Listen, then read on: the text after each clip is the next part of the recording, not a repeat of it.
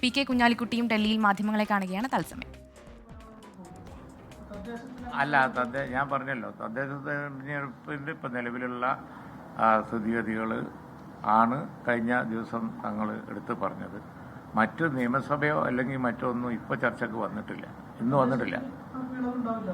എന്താ പറഞ്ഞത്? അല്ല, അതെ, അതിപ്പോൾ നമ്മൾ ആലോചിക്കാത്തൊരു വിഷയങ്ങൾ ചോദിച്ചാൽ ഇപ്പോൾ പ്രസക്തിയില്ല. അതിൻ്റെ അത് പിന്നെ ഈ നിലവിലങ്ങനെ ഒരു വിഷയം ചർച്ച ചെയ്തു. ആ വിഷയത്തിലേക്ക് ചർച്ച പോയിട്ടേ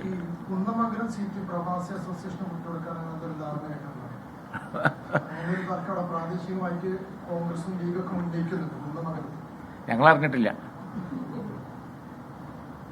ഇങ്ങനെയുള്ള കാര്യങ്ങളൊന്നും ഞങ്ങൾ അറിഞ്ഞിട്ടില്ല. കാരണം അസംബ്ലി സീറ്റുകൾ ഏതൊക്കെ പാർട്ടികൾ എന്നുള്ളത് ആലോചനക്ക് വന്നിട്ടില്ല, സീറ്റ് വിഭജനം വന്നിട്ടില്ല.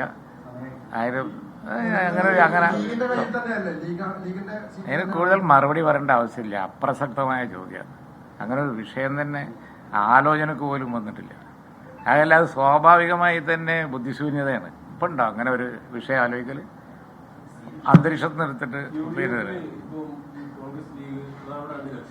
സീറ്റുകളുടെ കാര്യമൊന്നും ആലോചിക്കുന്ന ഒരു വിഷയവും വന്ന് എല്ലാവർക്കും അറിയാലോ. ഒരു രാഷ്ട്രീയ പാർട്ടി എപ്പോൾ ആലോചിക്കുന്നുണ്ടാവും?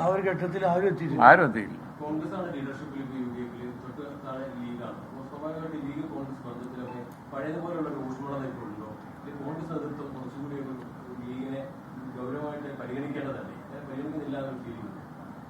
അങ്ങനൊന്നുമില്ല.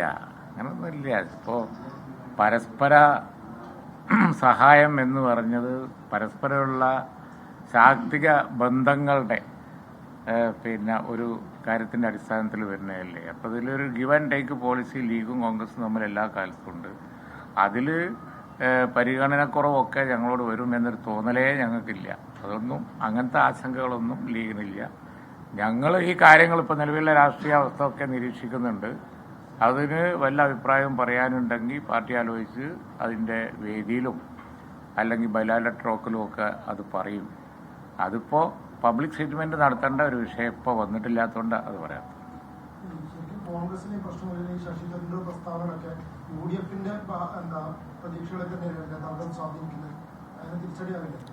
ചിലപ്പോൾ ഈ ചർച്ചകളൊക്കെ പിന്നെ അതിൻ്റെ പര്യവസാനം എന്ന് പറയുന്നത് സാധ്യതകൾ വർദ്ധിപ്പിക്കുകയും ചെയ്യും. അങ്ങനെയുണ്ട്. കാരണം ഇപ്പോൾ ഈ ഇൻവെസ്റ്റ്മെന്റ് സംബന്ധിച്ച് വന്ന ഒരു കോൺട്രോവേഴ്സി കഴിഞ്ഞ പി കെ കുഞ്ഞാലിക്കുട്ടി മലപ്പുറത്ത് മാധ്യമങ്ങളെ കാണുകയായിരുന്നു. ശശി തരൂർ വിഷയവും ഒപ്പം നിയമസഭാ തെരഞ്ഞെടുപ്പ് സംബന്ധിച്ച കാര്യങ്ങളുമാണ് പറഞ്ഞത്. ശശി തരൂർ വിഷയം കോൺഗ്രസിന്റെ കാര്യമാണ്.